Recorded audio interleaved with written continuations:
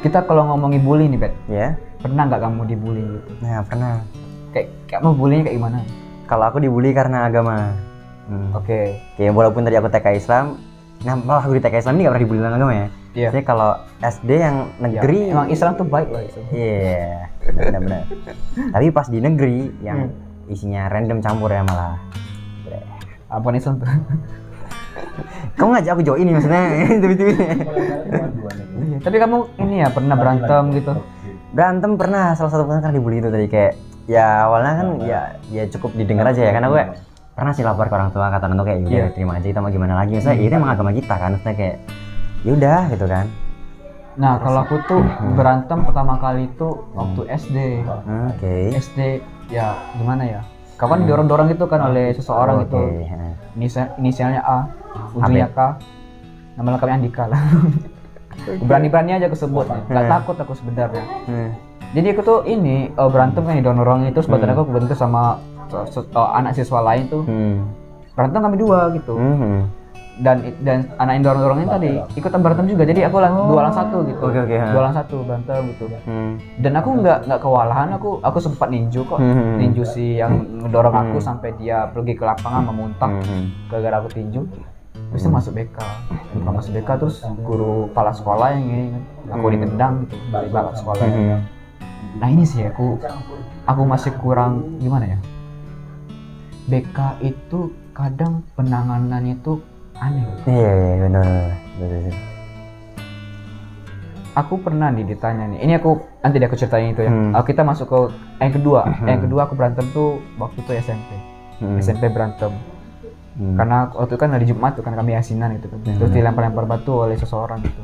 Karena aku kesal emosi karena dari kelas 7 dari SD itu aku dibully. Akhirnya aku pengen ini sih membuktikan bahwa aku tuh nggak lemah gitu. Habis itu ya udah aku ajak berantem lawan sekolah. Aku ajak berantem. Awalnya satu lawan satu, by one. Dan yang pertama kali mukul bukan aku. Dia pergi terus dia lari lompat kena ninju mata sebelah kanan, seingat aku. Kiri apa kanan lupa aku. Dan itu aku masih nahan diri. Gak langsung nyerang balik gitu langsung. Emang nyerang balik, tapi aku nahan diri gitu, kayak nggak tega untuk melukain. Tau lah sendiri kalau tahu singa kan? Singa tuh kalau ngamuk bahaya loh.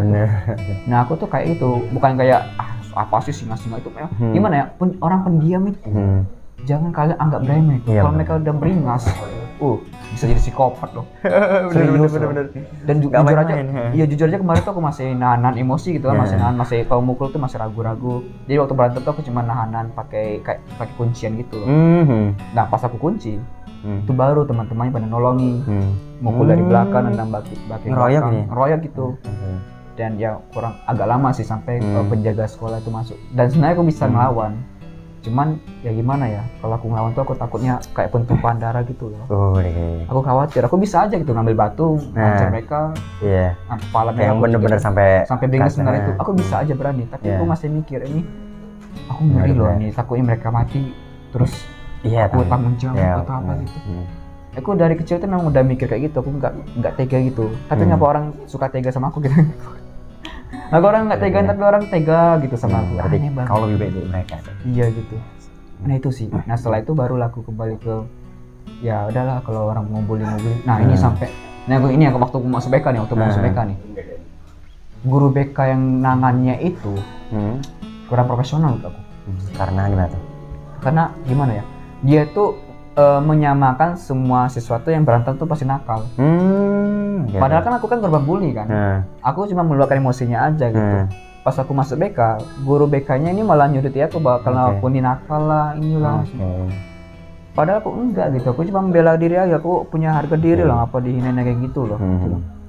Ya udah akhirnya bikin surat peringatan gitu. Kena juga kau. Nah surat peringatan udah gitu. Padahal guru aku udah ada yang bela gitu. Masa sih jadi berantem pada pinter loh dia nih. Peringkat terus nilai bagus terus gitu. Tapi guru BK malah mikirnya, nah ini harus dibenah dalam pendidikan. Kita ngomongin pendidikan aja. Dipakna gitu kalau ngobrol di bahasa ini ya, bahasan ini. Guru BK tuh kadang ini loh, suka kerja itu ketika ada siswa bermasalah. Iya gitu lah. Nggak kayak gimana ya, kalau misalnya nih ya, menurut aku nih guru BK tuh tugasnya tuh nggak harus nunggu ketika siswa tuh bermasalah sebenarnya. Karena gini, kalau kamu nungguin siswa bermasalah, terus yang nggak bermasalah ini kamu gimanain gitu. Karena mereka tuh butuh bimbingan juga. Mungkin aja mereka ada masalah tapi mereka nggak mau melakukan hal tersebut. Maksudku guru BK itu seharusnya turun juga ke lapangan gitu. Kalau misalnya kelas kosong, isi deh kelas tersebut, ngasih motivasi lah, ngasih apa gitu.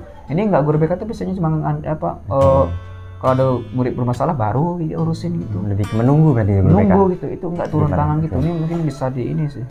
Sama kadang juga masih kayak misalnya ada siswa bermasalah. Guru BK masih ini berat sebelah gitu. Kayak karena dia tuh masih tetangga lah atau apa gitu. Karena pernah kejadian tuh waktu itu teman aku ini tawaran antar desa gitu kan. Nah, yang desa dari satu ini, desa B ini tuh guru BK ini tetangga guru BK gitu. Jadi BK nggak dikeluarkan dari sekolah. Padahal parah banget, pakai main batu lah sampai berdarah-darah gitu. Menurut aku kalau guru BK keluarkan gitu. Tapi ya gimana?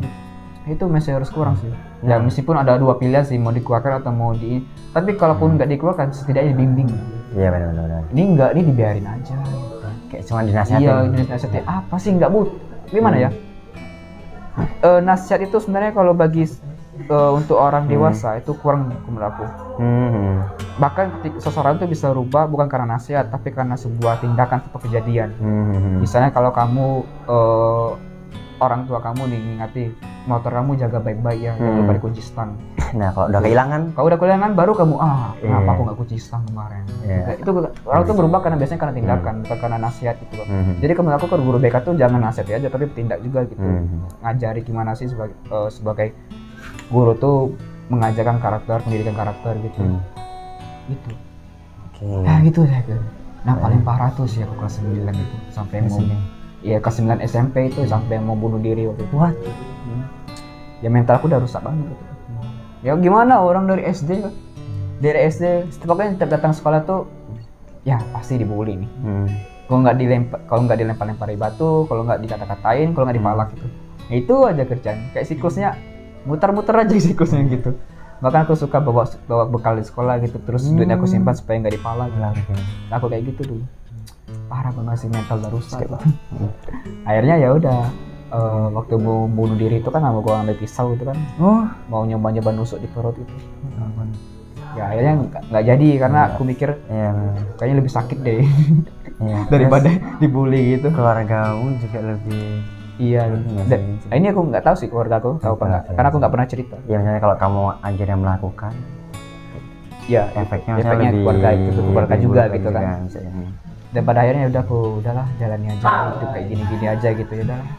Ya udah sampai sekarang ya kayak gini tuh. Alhamdulillah masih hidup sebenarnya. Iya masih hidup. Cuman ya kemarin kalau bully itu kan biasanya dampaknya tuh jangka panjang gitu. Orang-orang bisa trauma lah, bisa aja karakternya bisa berubah lah gitu lah. Bahkan ada orang yang dulunya seorang pendiam tiba-tiba jadi seorang psikopat lah.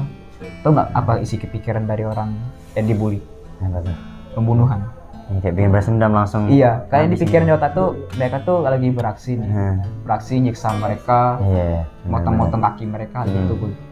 Itu yang dipikirkan di otak. Dan itu yang membuat aku mengalami namanya psikosomatis. Apa itu? Psikosomatis itu kontraksian tidak kerelaksian antara tubuh dan pikiran. Jadi pikiran bikin gimana tapi badan kayak jadi tiba-tiba badan tuh bisa bergerak sendiri gitu. Dia memukul gitu. Jadi jujur ya. Aku ketika lagi dekat sama seseorang nih, aku di pikiran otak aku kayak lagi mukulin dia. Kayak aku membayangnya kalau aku mukulin dia, nyiksa gitu. Iya sampai kayak gitu. Kalau aku nggak tahan itu bakal kejadian. Dan itu yang aku hadapi sampai sekarang. Makanya aku lebih milih untuk diam aja gitu. Ya aku harapnya jangan sampai kalian bangun ya. Kalian jangan bikin aku bangun gitu. Bener jangan.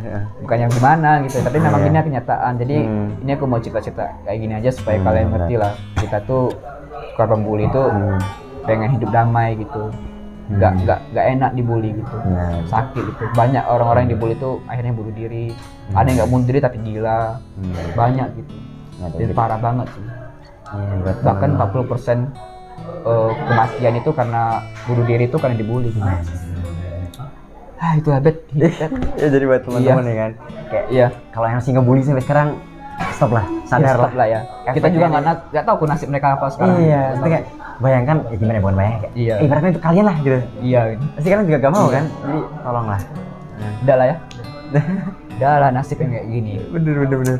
Oke, terima kasih yang telah nonton. Semoga kalian bisa tertidur pulas. Oke, terima kasih Bet. Sampai jumpa. Bye. Bye. Udah. Lex, matiin Lex. Nah ini ada. Gue capek banget aku.